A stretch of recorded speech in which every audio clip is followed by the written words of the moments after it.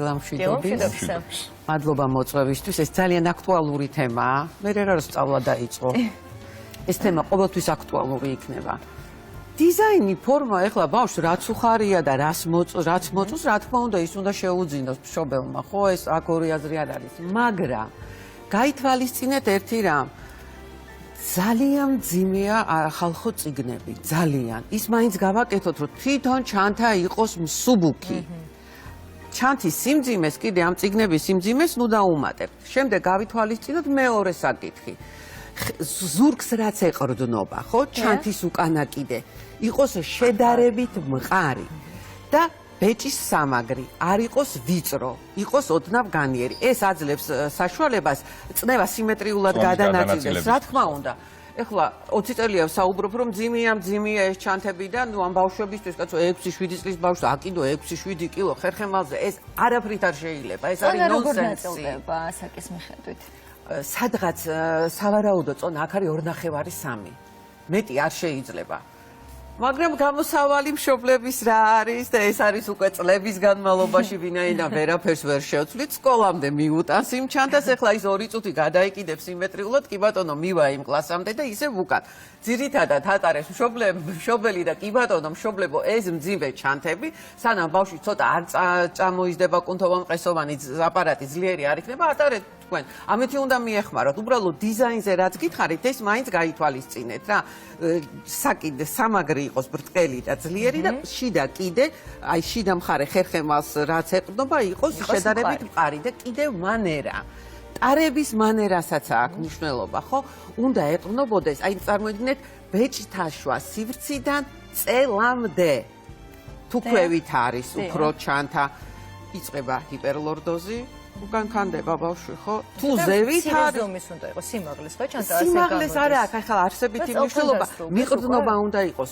თქვენ სამაგრებით შეგიძლიათ ეს არეგულიროთ ძალიან იოლა და თუ ზევით არის უფრო მოდის კიფოზე მანერას უცვლის აბარა მოდაკვირვები ხართ არა თქვენს მე მინახავს ძალიან ესეთი კომფორტული ჩანთები ბორბლები აქვს და შეგიძლიათ უნდა მეთქვა მშობელს ვერ მიყავს ალბათ ესეც ერთგვარი გამოსავალი თუმცა წონა ბევრად მეტი ექნება არა იმ ჩანთას ნახეთ შეიძლება წონა ესე მთლიანად ხერხემალზე არ აწვდე მაგრამ როგორ მიაქვს მოცალი არა ამას ჯობია ისევ ზურგ ჩანთა ბორბლებიან ჩანთას ნუ წარმოიდგინეთ როგორ მიაქვს და ეს თუ მუდმივ რეჟიმშია რა თქმა უნდა ტამდეგობის დარღვევის არასფოლიოზის ეს აბსოლუტურად სხვა რაღაცაა ხალხო ტამდეგობის დარღვევის ესე იგი კუნთოვან-მყესოვანი სისტემის ასიმეტრიის მაპროვოცირებელი ფაქტორი შეიძლება გახდეს როგორც ინტერესს რჩევენ და თითქოს გონია რომ ბორბლებზე ჩანთა შეიძლება უფრო ხო შემთხვევაში ჩვენი სისტემა წარმოიდგინეთ უკვე გაძვალებული ჩამოყალიბებულია და ნუ ამას არაფერი არ შეცვლის, მაგრამ ბავშვი ხომ მოზარდია, იქ ყიფეა ყველაფერი. კეთილი, აი ვახსენეთ ძალიან მნიშვნელოვანი ფაქტორები, ის რომ ყიფე არის და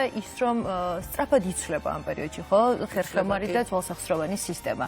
რომელი წლიდან, რომელი ასაკიდან უნდა მივაქციოთ განსაკუთრებულად ყურადღება მის ჩვევებს, გულისხმობ ყოველდღიურ ჯდომის წესი იქნება, გაჯეტებთან გატარებული დრო, რაც სამწუხაროდ ხშირია და 21 საუკუნეში. კი ბატონო, გამოწვევა არის, ამიტომ აი, როდეს უნდა დავიწყოთ ყურადღების მიქცევა ამ ჩვევებზე და რითი უნდა დავიწყოთ? პირველი და მნიშვნელოვანი ბავშვს ყურადღება უნდა მივაქციოთ ყოველთვის. დაბადება არა, ასაკს მნიშვნელობა. თავისთავად ცხადია, თუმცა როცა ხერხემალს ეხება. მაგრამ რაც ეხება საყრდენ მამოძრავებელი სისტემის განვითარებას, წარმოიდგინეთ 3-4 წლის ასაკიდან იწყებს თაღი ჩამოყალიბებას. იქამდე ყველა ბავშვი ყელტარფიანი გეგონება. ხოდაშორი მშობლებს ვეუბნები პატარებზე რომ ფეხში შველმა აიდგას რა, ფეხი თქო, იმიტომ რომ იმას სიმძიმის წენს ვერ არეგულირებს და ეს არის იმისთვის ძალიან შედეგიანია. 3-4 წლის ასაკიდან თუ ჩვენ ვატყობთ რომ თაღს უჭირს ჩამოყალიბება, როგორ შევატყობთ ამას სიარულის მანერაზე შევატყობთ. ჯერ ახლა პატარაა და რა დატვირთვა აქ იმას, რა ჩივილები უნდა კონდეს. როგორ დადის მეგობრებო? ტერფი გაწეულია გარეთ. მანერაზე შეატყობ. ეს უკვე არის ყურადღების მისაქცევი ფაქტორი. ამ შემთხვევაში 4 წლიდან თქვენ უნდა ჩაუტაროთ ტეფის კომპიუტერული დიაგნოსტიკა და ეტაპობრივად ხერხემალი შეამოწმოთ. მეორე პრობლემა როგორ შეგვიძლია კიდე სახლის პირობებში მივხვდეთ რომ რაღაცა პრობლემასთან შეიძლება გქონდეს. ხო გინახია დათვით და ბაჯბაჯებეთ. წინა ტემპი ეს შედის ხო ეს არის უშუალოდ ტერფზე, მაგრამ ეს ტერფი ხა ცალკე მარტო კი არ არის, არა, ამას მოყვება კოჭი, წვივი, მუხლი, ფორმას იცვლის. თუ ტყელტერფიანობისკენ არის მიდრეკილება და ვალგუსური დეფორმაცია, ხლა ყველამ არის ის ხო ეს რა არის? რა არის ვალგუსური დეფორმაცია? ამაზე რატო ვამახვილებ ყურადღებას? იმიტომ რომ ტერფი არის ფუნდამენტი, ამაზე არის აწყობილი მთელი საყრდენ-მამოძრავებელი სისტემა და ხერხემალი, ხო? კოჭი მოდის შიგნით, ქუსლი გარეთ გადის გარეთ. ფეხსაცმელი წვდება შიგნით. შეიძლება არ გითხრას თავიდან რომ რაღაც აწუხებს, მაგრამ გავა რაღაც პერიოდი და გეტყვის რომ ვიღლები, წვივი მტკივა, მუხლი მტკივა, კოჭი მტკივა. ეს არ უნდა გამოგვეყარო. იქონიებს უკვე რა შემდგომში თქმა უნდა, სპორტულ დატვირთვაზე სხვათაშორის სამომავლოდ. ეხლა ვამბობდი ვალგუსზე. მეორე არის ვაროსი და სუპინაცია, რო გითხარით დათვირის დაბაჯბაჯებს. მაგ დროს რა მოხდება? გარეთა კიდე წვდება ფეხსაცმლის, ამას ძალიან იოლად მიხვდება მშობელი. უბრალოდ ბავშვი სიარულის მანერას რო დააკვირდეს და ფეხსაცმლის წვეთასაც. ამდენად მარტივია ამ ყოველფრის გამოსწორება, იმიტომ რომ ხშირად რაღაცნაირი სიზარია გვეძება ხოლმე, რომ ყურადღებას ყველაფრის გამოსწორება როდის ვიწყებთ ამას. არ უნდა იყოს ეს დაგვიანებული. ეს არის პრევენციის საშუალება. ხლა ჩვენ როგორ ხდება, ნუ ხომ ვიცით, არა, სანამ არ გვაქვს ჩივილი, სანამ რაღაც არ გართულდა, ხო? არ მივმართავთ და ნუ გასაგებია ხლა იმდენი პრობლემა ის მშობელი მუშაობს, ბავშვს მიხედოს, სახლს მიხედოს, რომელი ერთი გააკეთოს, მაგრამ სახლის პირობებში მე ვასწავლი ახლა მშობლებს თუ გვაქვს ამისი რამდენიმე როგორ უნდა მიხვდეს საჭიროა თუ არა ბავშვის სიტყვაზე მოყვანა ან ტეფის კომპიუტერულ დიაგნოსტიკაზე ან ხერხემლის შესამოწმებლად, აი როგორ უნდა მიხვდეს არ გამოეპაროს. ეს არ არის რთული. ბავშვი დააყენეთ ესე სწორად. პირველი ტერფი უნდა იყოს სწორად. კოჭი მოდის შიგნით და ქუსლი გადის გარეთ, ეს არის ვალგუსი და ეს შეიძლება იყოს ტყელტერფიანობის მაპროვოცირებელი ფაქტორი. თუ დგას ბავშვი და წინა ტერფი შემოდის შიგნით, ეს არის დათვივით რო დაბაჯბაჯებს, ეს არის ვაროსი. დგომის პერიოდში თაღს ხელი გააყოლეთ, ოდნავ უნდა იყოს. აი ნახეთ, თაღი ბავშვის თაღი იწყებს ჩამოყალიბებას 4 წლიდან მთავრდება 7-8 წლისთვის, ამიტომ მაღალ თაღს თქვენ ეხლა 5-6 წლის ბავშვზე ნუ ელოდებით. ოდნავ უნდა იყოს, თუ ეს სრულად ბრტყელია და თან შიგნით ტრიალდება, ნუ რა თქმა უნდა, ეხლა პრობლემაა. მუხლის უკანა ხაზი უნდა იყოს სიმეტრიული. ნაოჭებს ვაკვირდებოდი ხოლმე, ნაოჭებს დააკვირდით წელის მიდამოში, ნახეთ? წელის მიდამოში ნაოჭი უნდა იყოს სიმეტრიული, ბეჭის ბრთა სიმეტრიული და უშუალოდ ბეჭის სიმეტრიული.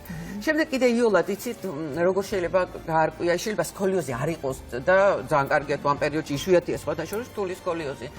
ბავშვს უთხარით რომ ესე დადექი დედიკო და გაშალე ხელი, თავი გამისწორე და ერთი წუთი დააკვირდით. თუ თავი წაიღო რომელიმე მხარეს. უთხარით გაასწორე თავი დედიკო. ერთი წუთი და ისევ იქი თუ წაიღო თავი, ეს არ არის უყურადღებობა. აქ უკვე იწყება გარკვეული პრობლემები ხერხემალთან დაკავშირებით. მართლა ერთი წუთი უნდა გავაჩეროთ უბრალოდ, იმიტომ რომ მეტი არც უნდა. ეს წამებში ხდება. აი ავტომატურად, ხო, მექანიკურად, კომფორტულად არის ის, სადღაც კი არ იყურება, არა? გაშლილი ხელების შემთხვევაში. გაშლილი და ჩამოწეული ხელის შემთხვევაში შეგიძლია. ხაბატონ თამარ, რახან ხერხემალზე ვსაუბრობთ, ალბათ ჯდომის პოზიციას ძალიან დიდი მნიშვნელობა აქვს. მით უმეტეს სკოლის ასაკიდან დაწყებული ბავშვები დღის უმეტეს ნაწილს ატარებენ ჯდომარე პოზიციაში და ასე დროს ჩვენს გამოგვივლია ეს პერიოდი, რომ ვეძებთ ხოლმე მაქსიმალურად კომფორტული ჯდომის პოზიციას, რომელიც შეიძლება იმ მომენტში ვგონია რომ უკეთესია, მაგრამ საბოლოო ჯამში ძველვადიან პერსპექტივაში იძლევა გარკვეულ ცვლილებებს. რომელია სწორი ჯდომის პოზიცია და რა დღის განმავლობაში რამდენი საათი ან რა პერიოდი შეიძლება რომ საერთოდ ბავშვი ამ პოზიციაში გავაჩეროთ იმისთვის რომ ემე დაზიანებამდე საქმე არ მივიდეს. ეხლა თქვენ ესე ბავშვს ვერანაირ პოზიციაში ვერ გააჩერებთ რა. ბავშვი არის აქტიური და უნდა იყოს აქტიური.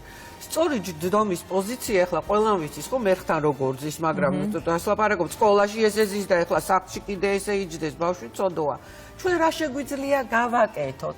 ჩვენ შეგვიძლია სახლში ბავშვთან ერთად გავაკეთოთ სპეციფიური ვარჯიშები, რომლის შემთხვევაშიც კუნთოვან მყესოვანი აპარატი და ხერხემლის დამჭერი კუნთები იქნება ძლიერი.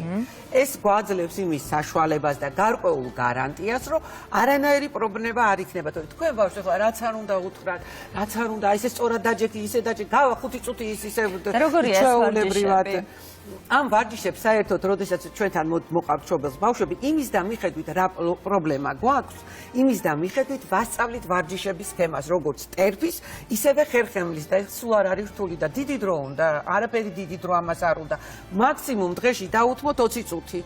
ისიც თამაშის სახე უნდა მიცეთ, თორე პატარას ეხა 6-7 წლის ბავშვს ესე ვერ ავარჯიშებ, ხო? თამაშის სახე უნდა მიცეთ, დედებს ვეუბნები ხოლმე, რომ თქვენც გააკეთეთ იგივე, ის თქვენთან ესეთი მანერით ითამაშებს და თქვენ წარმოიდგინეთ დედის ხერხემლისთვისაც და სისხლის მიმოქცევისთვისაც ეს გადასარევია. ჩვენ გვაქვს იმის შესაძლებლობა, რომ მაყურებელს გავიზიაროთ ეს ვარჯიშები პრაქტიკულად, იმიტომ რომ სიუჟეტი მომზადეთ ამ თემასთან დაკავშირებით, თუმცა თეორიულად თუ შეიძლება თუ სანამ პრაქტიკულ ვარჯიშებზე გადავალთ, მანამდე იმ ერხთან ჯდომის შემთხვევაში გავითვალისწინოთ, რა სიმაღლის უნდა იყოს მერხი, რა სიმაღლის უნდა იყოს კამი. თუნდაც სახლში, როდესაც 13 სადინო სივრცეს ვუწყობთ მას 13 სადინო მაგიდა. როგორ უნდა ავარჯიშოთ ეს 13 სადინო მაგიდა? ნახეთ რა შეასაქმე 13 სადინო მაგიდა უნდა იყოს გულმკერდის მიდამომდე. აი აქამდე უნდა იყოს. ბავშვი რო წერს, დაბალი არ უნდა იყოს, ესე არ უნდა იხრებოდეს. თუ ამ წერის დროს ესე ვიხრება, შეუმოწმეთ მხედველობა აუცილებლად. ტერფები მყარად უნდა იდგეს ძირს, უნდა ებჯინებოდეს. ჰაერში არ უნდა ქანოდეს, მაგრამ არ უნდა იყოს დაბალი, რომ მუხლი ზედმეტად არ მოიხაროს, თორემ მე ადგება და მუხლი ეტკინება. აი ეს დეტალები შემთხვევაში რა ხდება? როდესაც შედარებით უფრო მაღალია. აი ცადეთ და დაჯექით მაღალ მაგიდასთან. მე ვფიქრობ, რომ უფრო კარგია ხერხემლის არა. აბა იმუშავეთ და წერეთ, შეხედეთ რა საკეთებ. ხო, შეწერაში ხელს შეუშლით. ხელს შეგიშლით. ხედველობის გაზრისი და ნახეთ ისერი იხრება სპეციფიურად. აი ეს ცოტა ხანში გეტკინება. ასე რომ ოქროს შვალედი ყოველთვის დასაჭერი არის, აუცილებლად. ქალბატონ თამარ, თქვენ წაღან აღნიშნეთ ვარჯიშები, ესე გამიგონია მაგალითად, რომ ნებისმიერი ბავშვისთვის კარგია მისი ხერხემლისთვის და ძლოვანი სისტემისთვის ტურნუგზე ჩამოკიდება. ეს ტურნუგზე. აქ ნახეთ რა შეასაქმე. ეს ბავშვისთვისაც კარგია, ჩვენთვისაც ყველასთვის კარგია. ეს არის მშრალი ხერხემლის მშრალი დაჭმის ეფექტი, მაგრამ ჯერ ესეთი მშობელი იყოს ყოველთვის. იქიდან ბავშვი არ უნდა ჩამოხდეს, არავითარ შემთხვევაში. უნდა იდოს იქ პატარა სკამი და უნდა ჩამოვიდეს. და კი ბატონო, ძალიან კარგია. კეთილი, ძალიან დიდი მადლობა, ძალიან სასიამოვნო იყო თქვენი მოსმენა და ამრჩევების გათვალისწინება და როგორც უკვე აღვნიშნეთ, სოლსახსროვანი სისტემა გარკვეულ ცვლილებებს განიცდის, მით უფრო, როდესაც საქმე მოზარდებს ეხებათ ხერხემლის გამრუდება, სქოლიოზი თუ სხვა სახის დარღვევები, რომელიც არის მაპროვოცირებელი ფაქტორი ძალიან ხშირად. საიდანაც იწყება პრობლემა. ფუნდამენტია, ეს არის ჩვენი ფუნდამენტი. ამაზე არის ასხმული მთელი საყრდენმამოძრავებელი სისტემა და კუნთოვან ყესოვანი აპარატი. კი ბატონო, თუ ამ ყველაფერს უყურადღებოდ დავტოვებთ, განვითარდება დარღვევები, რომელიც შემდგომში გამოვლინდება ცხოვრების ხარისხის სამწუხაროდ, თუ არ მივაქცევთ წესიერად ყურადღებას, ამას მივყავართ შემდეგ ოპერაციამდე. ეს არის ყველაზე რთული. იქ ვიღადარდობს ტერფს და ხერხემალს, თუ ოპერაცია დაგჭირდა ტერფსზე და ხერხემალს. აი ეს შეგვიძლია. ჩვენ ძალიან იოლად სხვათა შორის ავიცილოთ თავიდან.